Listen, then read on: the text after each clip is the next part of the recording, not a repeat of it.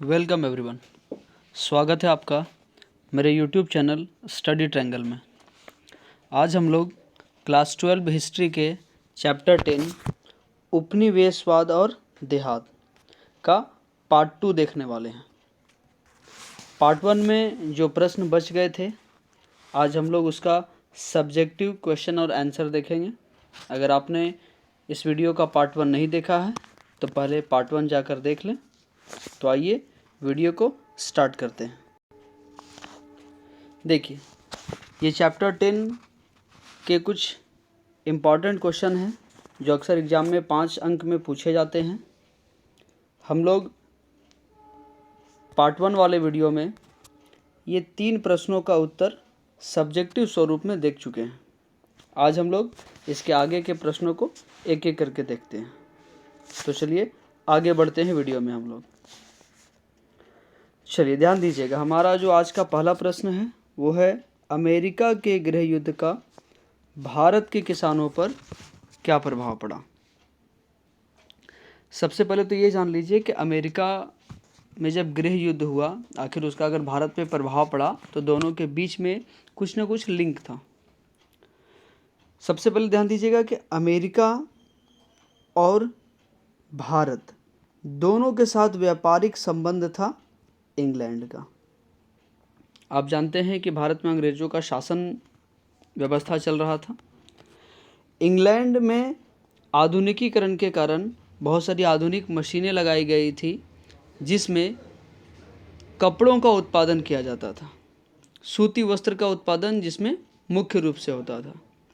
सूती वस्त्र के उत्पादन के लिए इंग्लैंड को कपास की आवश्यकता होती थी और इंग्लैंड कपास का आयात कहाँ से करता था? अमेरिका से और भारत से। अभी हम लोग लिंक देख रहे हैं भारत और अमेरिका के बीच में क्या लिंक था। तो इंग्लैंड कपास का जो आयात करता था वो कहाँ से? अमेरिका से और भारत से। इंग्लैंड का अधिकांश कपास अमेरिका से निर्यात किया जाता था। यानी आप कह सकते हैं कि इंग्लैंड में कपास का जो आयात होता था वो अधिकतर अमेरिका से होता था, लगभग 3/4 हिस्सा, और 1/4 हिस्सा वो लगभग भारत से आयात करता था। लेकिन हुआ क्या कि 1861 ईस्वी में अमेरिका में गृह युद्ध छिड़ गया। अमेरिका में गृह युद्ध छिड़ गया। गृह युद्ध के कारण अमेरिका के जो किसान थे वे लोग सेना में भर्ती होने लगे, जिसके कारण अमेरिका की जो कृषि व्यवस्था थी वह बहुत धीमी पड़ गई।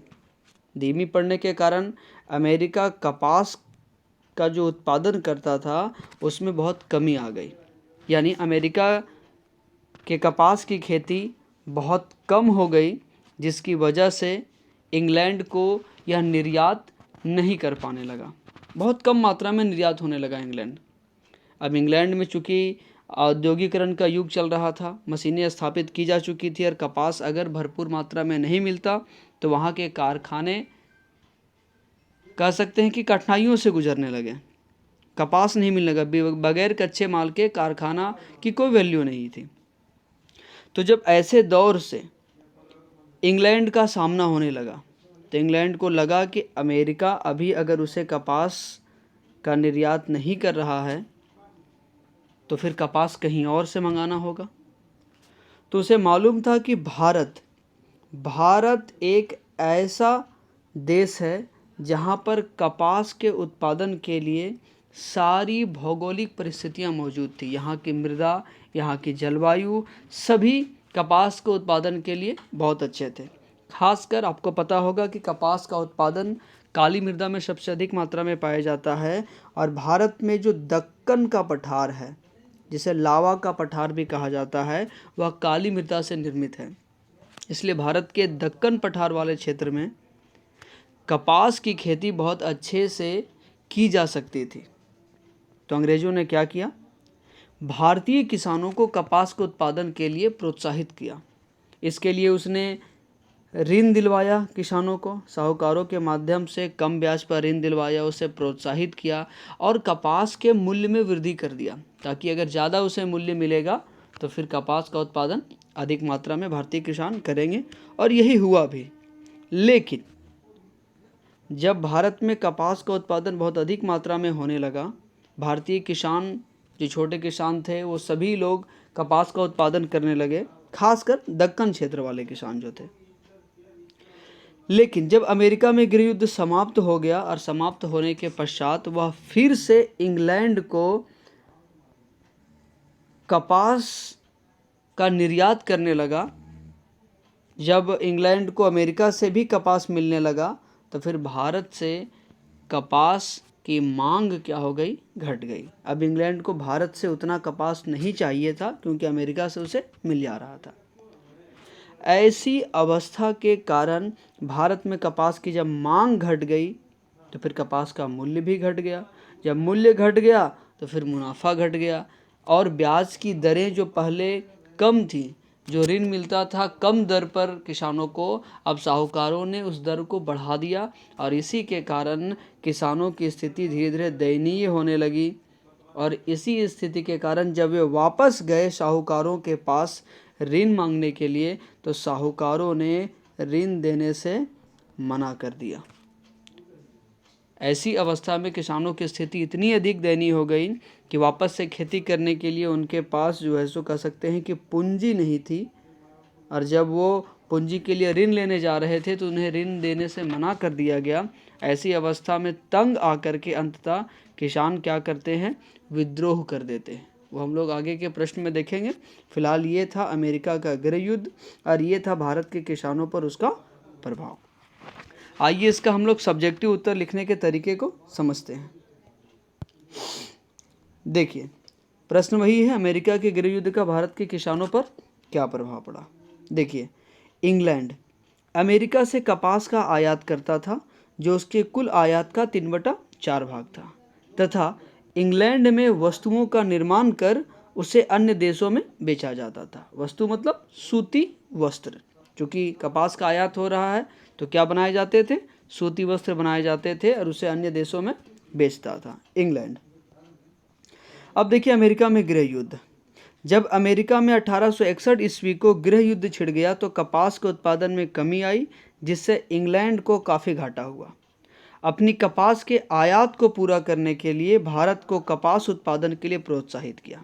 जब अमेरिका में गृह युद्ध छिड़ गया और इंग्लैंड को कपास नहीं मिलने लगा तो अपने घाटा को पूरा करने के लिए उसने भारतीय किसानों को क्या किया, कपास उत्पादन के लिए प्रोत्साहित किया। यहाँ के किसानों को साहूकारों के द्वारा कम ब्याज पर ऋण उपलब्ध करवाया ताकि अगर उसे कम ब्याज पर ऋण मिल जाएगा, पूंजी उसके पास होगी तो वह अच्छे से खेती कर सकते हैं। नेक्स्ट देखिए, अमेरिका के गृह युद्ध का भारत के किसानों पर निम्न प्रभाव पड़ा। दो तरह से प्रभाव पड़े, एक है हमारा सकारात्मक प्रभाव और आगे हम लोग देखेंगे नकारात्मक प्रभाव। सकारात्मक प्रभाव मतलब अच्छा प्रभाव, नकारात्मक प्रभाव यानी बुरा प्रभाव। देखिए सकारात्मक प्रभाव में क्या क्या हुआ। भारत में कपास उत्पादन में काफ़ी वृद्धि हुई। अमेरिका में जब गृह युद्ध हुआ तो उसका प्रभाव भारत पर, अच्छा प्रभाव क्या पड़ा कि भारत में कपास के उत्पादन में वृद्धि हो गई। कृषि के लिए कम ब्याज पर ऋण उपलब्ध करवाया गया। खेती करने के लिए कम ब्याज पर इन्हें ऋण मिलने लगा भारतीय किसानों को। ये भी अच्छा कह सकते हैं कि प्रभाव था। थर्ड नंबर, कपास की बिक्री पर अच्छे दाम मिलने लगे। कपास का मूल्य भी बढ़ गया भारत में। जमींदारों, साहूकारों, व्यापारियों तथा किसानों को भी इसका लाभ हुआ। मतलब सभी को लाभ मिलने लगा। बड़े वर्ग के जो व्यापारी थे, साहूकार थे, जमींदार थे, सबको क्या हुआ, लाभ हुआ। और इसमें किसानों को भी लाभ मिल रहा था उस समय। लेकिन अब हम लोग इसका नकारात्मक प्रभाव देखते हैं। देखिए नकारात्मक प्रभाव में क्या क्या है। किसानों को अधिक ऋण लेने की आदत पड़ गई। एक बार जब कम ब्याज पर ऋण मिलने लगा तो वे लोग बार बार ऋण लेने लगे और विलासितापूर्ण जीवन व्यतीत करने का कोशिश करने लगे। दूसरा, जब अमेरिका में गृह युद्ध समाप्त हुआ तो बापू ने, यहाँ थोड़ा सा प्रिंटिंग मिस्टेक है, क्या होगा, जब अमेरिका में गृह युद्ध समाप्त हुआ तो वह पुनः इंग्लैंड को, यहाँ क्या होगा, वह पुनः इंग्लैंड को कपास निर्यात करने लगा जिससे भारतीय कपास के दामों में गिरावट आई। तीसरा पॉइंट है, ऋण के ब्याज दरों में वृद्धि होने लगी। ऋण जो मिलता था पहले कम ब्याज पर, अब ब्याज क्या कर दिया गया, साहूकारों के द्वारा बढ़ा दिया गया जब वहाँ पर गृह युद्ध समाप्त हुआ तब। किसानों की स्थिति दयनीय हो गई, किसानों की हालत बहुत खराब हो गई। किसानों ने ऋणदाताओं के खिलाफ विद्रोह कर दिया। जब उसकी स्थिति दयनीय हो गई और ऋणदाता उसे ऋण देने से मना करने लगे तो उन लोगों ने क्या किया, ऋणदाताओं के खिलाफ ही विद्रोह कर दिया, जो हम लोग अगले प्रश्न में अच्छे तरीके से डिटेल से पढ़ेंगे। तो ये था हमारा अमेरिका के गृह युद्ध का भारतीय किसानों पर क्या प्रभाव पड़ा। तो चलिए आगे बढ़ते हैं हम लोग अगले प्रश्न की तरफ। देखिए हमारा अगला प्रश्न है, दक्कन के रैयत ऋणदाताओं के प्रति क्यों क्रोधित हो गए थे। चलिए हम लोग देखते हैं इस प्रश्न को। पहले समझिए रैयत क्या होता है। रैयत का शाब्दिक अर्थ होता है किसान। दक्कन के रैयत, दक्कन वाला क्षेत्र, दक्कन का पठारी क्षेत्र जहाँ कपास का उत्पादन बहुत अच्छे से होने लगा था अमेरिका के गृह युद्ध स्टार्ट होने के बाद। उसी प्रश्न से रिलेटेड ये भी है कि दक्कन के जो रैयत है यानी दक्कन पठार के क्षेत्र वाले जो किसान थे वो ऋणदाताओं के प्रति क्यों क्रोधित हो गए थे। अभी जस्ट हम लोग देख रहे थे कि जब ऋणदाता उसे ऋण देने से मना करने लगे, उनकी स्थिति बहुत अधिक दयनीय हो गई थी, तो इन लोगों ने अंततः क्या किया, ऋणदाताओं के खिलाफ ही विद्रोह कर दिया था, उससे क्रोधित हो गए थे। तो चलिए इसी को हम लोग सब्जेक्टिव रूप में देखते हैं। देखिए दक्कन के रैयत ऋणदाताओं के प्रति क्यों क्रोधित हो गए थे। उत्तर इसका देखते हैं हम लोग। अमेरिका इंग्लैंड को कपास का निर्यात करता था, ये भी हम लोग देख चुके हैं। 1860 के दशक में जब अमेरिका में गृह युद्ध चल रहा था तब अमेरिका से कपास के निर्यात में अत्यधिक मात्रा में कमी हो गई। अभी हम लोग देख चुके हैं कि जब वहाँ गृह युद्ध समाप्त हुआ अमेरिका में तो वह कपास का निर्यात जो करता था उसमें कमी आ गई। भारत में दक्कन पठार की जलवायु तथा भूमि कपास की खेती के लिए अच्छी थी, इसलिए अंग्रेजों ने भारतीय किसानों को कपास के उत्पादन के लिए प्रोत्साहित किया।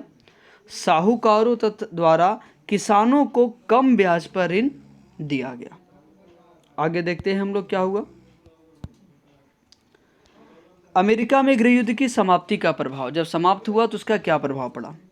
जब अमेरिका में गृह युद्ध समाप्त हो गया तो वह पुनः इंग्लैंड को कपास निर्यात करने लगा, जिससे भारतीय कपास की मांग घट गई। भारत में कपास का मूल्य घटने लगा तथा साहूकारों ने ब्याज की दरें बढ़ा दी। कपास जब अमेरिका में गृह युद्ध समाप्त हो गया तो भारतीय कपास का मांग घट गया, इसका मूल्य घट गया और साथ ही साथ साहूकार जो कृषि के लिए ऋण देते थे उन्होंने भी अपनी ब्याज की दरें बढ़ा दी, जिसके फलस्वरूप किसानों को अत्यधिक नुकसान हुआ, बहुत ज़्यादा नुकसान हुआ। किसानों की स्थिति दयनीय हो गई, मतलब दया के लायक हो गया।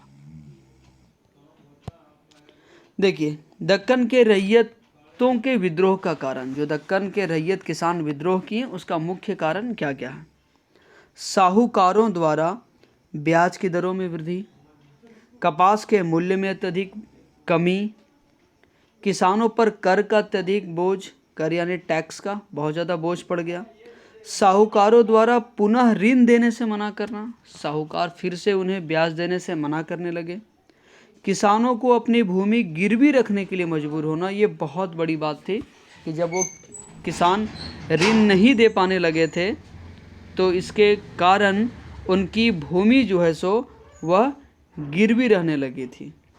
तो यह एक बहुत ही इम्पॉर्टेंट फैक्ट है इस क्वेश्चन का, यानी दक्कन के रैयत आखिर विद्रोह क्यों किए थे ऋणदाताओं के खिलाफ, यह निम्नलिखित मुख्य कारण है उसका। तो चलिए उम्मीद है आपको यह प्रश्न समझ में आ गया होगा कि आखिर दक्कन के जो रैयत थे वो ऋणदाताओं के प्रति क्यों क्रोधित हो गए थे। इसका भी कारण वही है जिसका कारण हम लोग पिछले प्रश्न में भी डिस्कशन कर चुके हैं कि अमेरिका में जब गृह युद्ध स्टार्ट हुआ था तो उस समय इंग्लैंड को जब कपास का आयात कम होने लगा तो वे लोग भारतीय किसानों को बहला फुसला करके कपास की खेती के लिए प्रोत्साहित किए, उसे मनाए। और जब यहाँ के अधिकतर किसान, दक्कन क्षेत्र के अधिकतर किसान कपास की खेती करने लगे और जब अमेरिका में गृह युद्ध समाप्त हो गया तो फिर इंग्लैंड की सरकार ने क्या कहा कि अब हम लोग भारत से इतना अधिक मात्रा में कपास नहीं लेंगे, जब भारतीय किसानों के पास अत्यधिक मात्रा में कपास बच गया तो आखिरकार वे लोग सभी कपास बेचने के लिए कपास के मूल्य में बहुत अधिक कमी कर दिए और कमी हो जाने की वजह से अंत में किसानों की स्थिति बहुत दयनीय हो गई, क्योंकि वे लोग कर्ज के बोझ तले दब गए थे। और जब वे पुनः कृषि के लिए ऋण लेने के लिए साहूकारों के पास गए तो उन लोगों ने ब्याज की दरें बहुत अधिक बढ़ा दी और साथ ही साथ ऋण देने से मना भी कर दिया। इसलिए ये लोग ऋणदाताओं के प्रति क्रोधित हो गए और उसके खिलाफ विद्रोह करने लगे थे। तो चलिए हम लोग अगले प्रश्न की तरफ बढ़ते हैं। देखिए, हमारा अगला प्रश्न है, संथाल विद्रोह के क्या कारण थे, या फिर संथालों ने ब्रिटिश शासन के विरुद्ध विद्रोह क्यों किया था। चलिए, इस प्रश्न को समझने से पहले हम लोग समझते हैं कि संथाल कौन थे। तो संथाल एक जनजाति था जो झारखंड के राजमहल क्षेत्र में बस गए थे और इन्हें बसाने के पीछे भी अंग्रेजी सरकार का हाथ था। झारखंड के राजमहल के क्षेत्र में पहाड़िया जनजातियां निवास करती थी, जिससे अंग्रेजी सरकार बहुत अधिक परेशान हो चुकी थी। पहाड़िया जनजाति के लोगों पर अंग्रेजी सरकार का कह सकते हैं कि कंट्रोल नहीं था पूरी तरह से।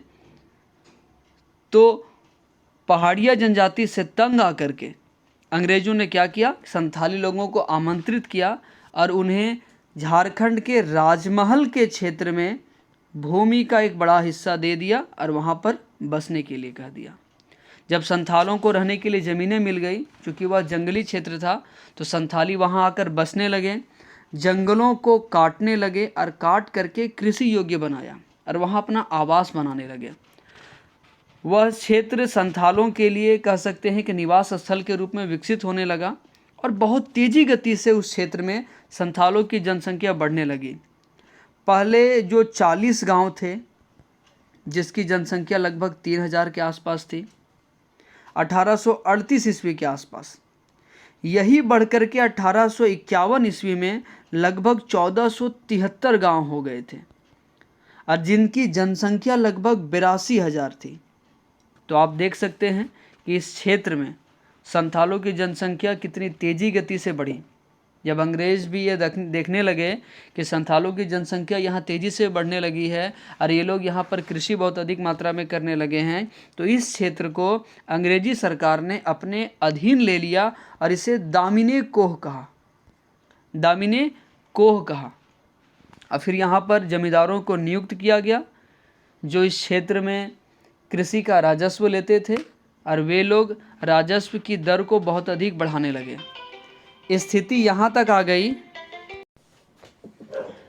देखिए स्थिति अब ऐसा हो गया था कि संथाल जब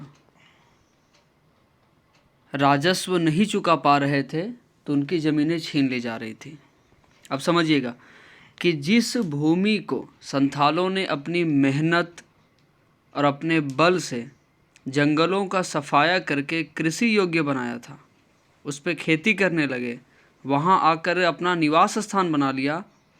अब उसी ज़मीन पर जब वो खेती कर रहे हैं और राजस्व नहीं चुका पा रहे हैं तो वो ज़मीन उससे छीन ली जा रही है। यह संथाल विद्रोह का सबसे मुख्य कारण रहा था।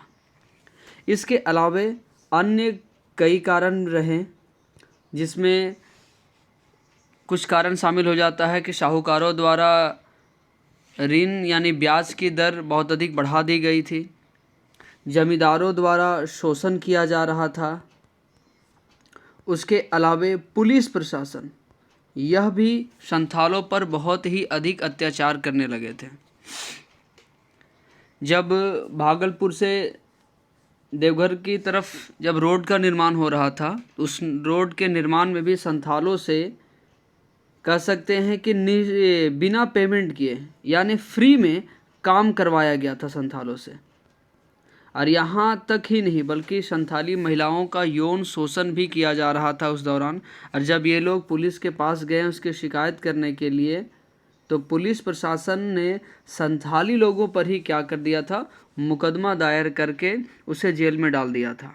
यानी ऐसे बहुत सारे कारण रहे, जिसमें एक कारण ये भी रहा था कि जब ईसाई मिशनरी भारत आया था तो संथाली लोगों के धार्मिक मामलों में हस्तक्षेप करने लगे थे और उन्हें धर्म परिवर्तन करने के लिए लालच वगैरह दे रहे थे। तो ऐसे बहुत सारे कारण रहे जिसके चलते संथालों ने ब्रिटिश शासन के विरुद्ध क्या कर दिया, विद्रोह कर दिया। तो आइए हम लोग इसी प्रश्न को सब्जेक्टिव रूप में एक बार फिर से देखते हैं। देखिए, संथालों ने ब्रिटिश शासन के विरुद्ध विद्रोह क्यों किया? आंसर क्या है? पहाड़िया जनजाति से तंग आकर अंग्रेजों ने राजमहल की पहाड़ी क्षेत्रों में संथालों को बसने के लिए ज़मीनें दी थी। इस क्षेत्र में संथालों की संख्या तेजी से बढ़ने लगी। 1838 में 40 गांव थे जिसकी जनसंख्या लगभग 3000 थी, जबकि 1851 ईस्वी तक यह 1473 गांव हो गए थे जिनकी जनसंख्या लगभग 82,000 तक बढ़ चुकी थी। यानी जिस ज़मीन में संथाली लोग आकर के बसे थे वहाँ संथालों की संख्या लगातार बहुत तेज़ी गति से बढ़ने लगी थी। सभी संथाली आकर वहाँ पर बसने लगे थे। और वह क्षेत्र कौन सा था? राजमहल की पहाड़ी का क्षेत्र, यानी झारखंड राज्य के राजमहल की पहाड़ी का क्षेत्र जो है वह क्षेत्र था। चलिए आगे देखते हैं इस प्रश्न को। दामिने कोह, अंग्रेजी सरकार ने संथालों की भूमि को दामिने कोह घोषित किया तथा जमींदार को राजस्व वसूलने के लिए नियुक्त किया। और ये जो जमींदार थे वह कोई संथाली नहीं था। देखिए, संथालों की भूमि का जमींदार किसे बनाया गया? गैर संथाली को, यानी बाहरी लोगों को। एक वर्ड यहाँ पे आप ध्यान में रखिएगा, दिक्कू।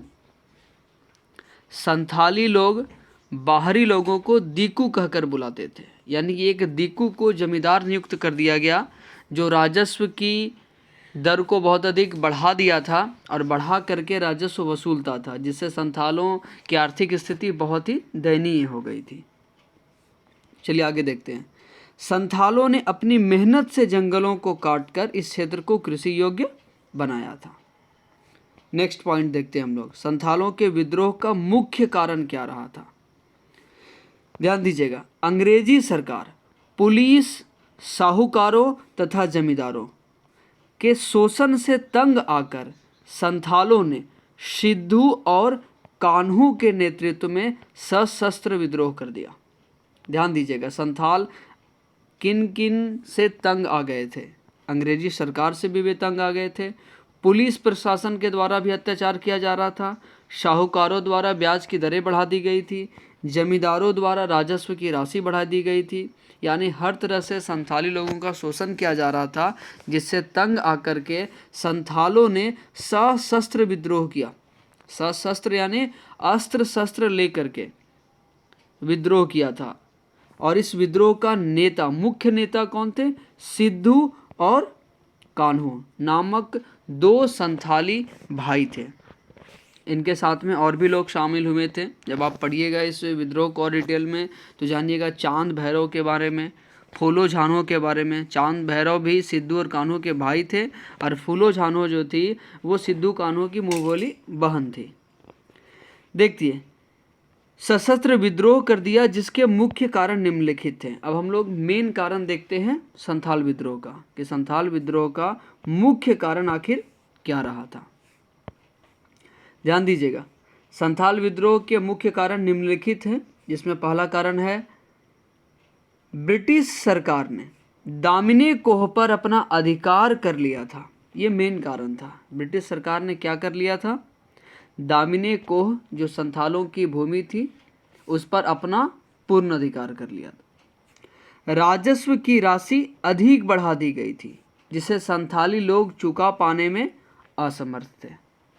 तीसरा पॉइंट, साहूकारों द्वारा ब्याज की दरें अत्यधिक बढ़ा दी गई थी। नेक्स्ट है, राजस्व न चुका पाने के कारण संथालों की ज़मीनें छीन ली जा रही थी। देखिए, ये मुख्य कारण था संथाल विद्रोह का, कि जब राजस्व नहीं चुका पा रहे थे तो संथालों की ज़मीनें छीन ली जा रही थी। वह ज़मीन जिसे संथालों ने अपनी मेहनत से कृषि योग्य बनाया था वह उसके हाथों से निकल जा रही थी। नेक्स्ट पॉइंट, ईसाई मिशनरी उनके धार्मिक मामलों में हस्तक्षेप करने लगे थे, उन्हें धर्म परिवर्तन करने का लालच देने लगे थे। नेक्स्ट है हमारा, पुलिस संथालों पर अत्याचार कर रही थी तथा संथाली महिलाओं का यौन शोषण किया जा रहा था। और नेक्स्ट पॉइंट यहाँ पे ध्यान दीजिएगा, किस आंदोलन का मुख्य नारा क्या था? अपना देश, अपना राज, दूर भगाओ विदेशी राज। ये इस आंदोलन का मुख्य नारा था। तो यहाँ पे हमारा तीसरा प्रश्न भी समाप्त हो जाता है। एक और प्रश्न यहाँ पे दिया गया है जिसका हम लोग सब्जेक्टिव स्वरूप उत्तर तो नहीं देख रहे हैं, लेकिन यहाँ पे कुछ पॉइंट लिखा गया है जिस पॉइंट का आप सब्जेक्टिव स्वरूप बना सकते हैं। और यह भी प्रश्न जो है इम्पॉर्टेंट था, इसलिए यहाँ पर शामिल कर दिया गया है इस वीडियो में। देखिए, भारत में उपनिवेश की स्थापना के क्या कारण थे? उपनिवेश आप समझते हैं, उपनिवेश मतलब जब एक राष्ट्र किसी दूसरे राष्ट्र को अपना गुलाम बना लेता है, वहाँ पर अपना सत्ता स्थापित कर लेता है, या फिर आप कह सकते हैं कि वहाँ पर अब सत्ता स्थापित करके उसके सारे संसाधनों पर अपना नियंत्रण बना लेता है, इसे उपनिवेश कहते हैं। भारत किसका उपनिवेश था? अंग्रेजों का उपनिवेश था। तो भारत को उपनिवेश क्यों बनाया गया, या भारत को उपनिवेश बनाने के पीछे कौन कौन से कारण थे, इसके बारे में हम लोग देखते हैं। यहाँ पे ध्यान दीजिएगा, पहला पॉइंट है हमारा कच्चे माल की प्राप्ति। देखिए, भारत एक ऐसा राष्ट्र था जहाँ पर कच्चे माल बहुत अधिक मात्रा में पाए जाते थे। जैसे यहाँ उत्तम किस्म का लोहा था, कोयला यहाँ पर उत्तम किस्म का मौजूद था। इसके अलावा यहाँ कपास की खेती बहुत अच्छे से होती थी। यहाँ नील की खेती के लिए उपयुक्त वातावरण था। साथ ही साथ इसी प्रकार से और भी बहुत सारे संसाधन थे जो भारत में मौजूद थे। यानी उद्योगों के लिए जिस प्रकार के कच्चे माल की आवश्यकता होती थी, वह कच्चा माल भारत में भरपूर मात्रा में मौजूद था। इसलिए भारत को उपनिवेश बनाया गया था। तो ये भारत को उपनिवेश बनाने का ये पहला कारण हमारा रहा। आप इसमें लिखना चाहें तो लिख सकते हैं कि भारत में कच्चे माल की अधिकता होने के कारण, या आप कह सकते हैं कि भारत में उद्योगों के लिए कच्चा माल भरपूर मात्रा में पाया जाता था, इसलिए इसे उपनिवेश बनाया गया। दूसरा है निर्मित माल की खपत। चूँकि भारत की जनसंख्या बहुत अधिक थी, इसलिए अंग्रेज़ यहाँ से कच्चे माल ले जाते थे और अपने देश में उसे तैयार करते थे, और तैयार करने के बाद बेचने के लिए कहाँ आते थे? वापस से आते थे वो भारत में। यानी निर्मित माल की खपत, जो वो माल तैयार करते थे अपने कारखानों में, उसकी खपत भी जो है सो भारत में अत्यधिक मात्रा में हो जाती थी। यहाँ की जनसंख्या बहुत अधिक होने के कारण भारत एक बहुत बड़ा बाज़ार था, इस वजह से यहाँ निर्मित माल की खपत भी थी। तो आप नॉर्मल तरीके से लिख सकते हैं, भारत एक बहुत बड़ा बाज़ार था। चूँकि इसकी जनसंख्या बहुत अधिक थी, इसलिए इंग्लैंड में बने या फिर कह सकते हैं अन्य देशों में बने वस्तुओं की यहाँ पर खपत भी बहुत अधिक मात्रा में होती थी। ईसाई धर्म का प्रचार, अंग्रेज़ों ने ईसाई धर्म के प्रचार के लिए भी भारत को उपनिवेश बनाया था। प्रतिकूल जलवायु, भारत की जलवायु यूरोपीय देशों की जलवायु से बहुत अधिक भिन्न थी, इसलिए यूरोपीय देशों में जो चीज़ें पाई जाती थी उनसे भिन्न वस्तुएं भारत में देखने को मिलती थी, जैसे मसाले। इसके अलावे बहुत सारी और भी चीज़ें थी, जैसे ज्वार, बाजरा, मकई। ये सब ऐसी चीज़ें थी जो यूरोपीय देशों में नहीं देखने को मिलती थी। तो यूरोपीय देश के लोग इस वजह से भी भारत आने लगे, क्योंकि यहाँ पर नई नई चीज़ें उन्हें देखने को मिली, जिसमें मसाले सबसे अधिक फेमस थे, या कह सकते हैं कि मसाले के लिए ही स्पेशली तरीके से वे लोग भारत आते थे। तो प्रतिकूल जलवायु होने के कारण भी लोग भारत की ओर आने लगे। और नेक्स्ट है समृद्धि की लालसा। क्योंकि भारत एक कह सकते हैं कि समृद्ध देश था, भारत में बहुत अधिक कह सकते हैं कि खजाना मौजूद था, इसलिए भारत को लोग सोने की चिड़िया भी कहते थे। यहाँ कह सकते हैं कि भारत में धन संपत्ति बहुत अधिक था, सोने चांदी बहुत अधिक पाए जाते थे, इसलिए अपनी समृद्धि के लिए, अपने शान शौकत को बढ़ाने के लिए यूरोपीय देश के लोग भारत आने लगे, अपनी समृद्धि, अपनी शान शौकत में इजाफा करने के लिए। आपको पता होगा कि यूरोपीय देश के लोग भारतीय रेशम के कपड़े पहनते थे अपने आप को बहुत अमीर दिखाने के लिए।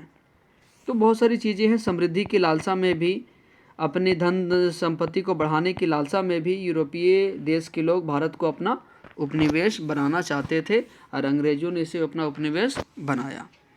तो इस प्रश्न का उत्तर भी आप एक बार प्रयास कीजिएगा कि इसके सब्जेक्टिव फॉर्म को आप लिख सकें। तो ये पार्ट 2 वीडियो हमारा यहीं पे समाप्त होता है। अगर आपको यह वीडियो पसंद आया तो लाइक कीजिए, शेयर कीजिए और सब्सक्राइब कीजिए। धन्यवाद।